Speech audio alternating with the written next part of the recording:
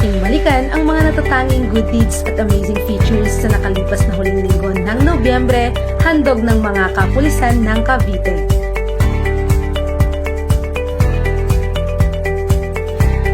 Nitong ika-27 ng Nobyembre, libreng sakay ang inihandog ng mga tauhan ng Tagaytay Component City Police Station para sa mga commuters mula Barangay Tolentino East papuntang Barangay Francisco, Tagaytay City. Samantala, sa kasunod na araw, kaugnay sa 32nd National Children's Month, ang mga personahe ng Tanza PNP ay nagsagawa ng feeding program at lamgay ng mga laruan sa mga bata mula sa Sanitary Landfill, Barangay Sahod Ulan, Tanza, Cavite. Labis naman ang galak ng mga bata sa kanilang mga natanggap.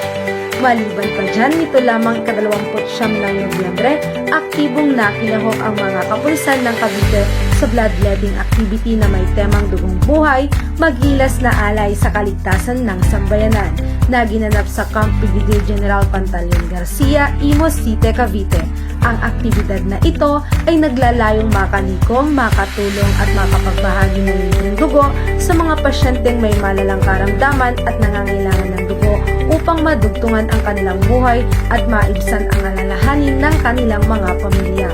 Sa kaparehong araw, ang kapulisan naman ng Indang Municipal Police Station ay tinulungan ng isang motoristang nasiraan ng makina ng kanyang sasakyan sa kahabaan ng kanyang biyahe.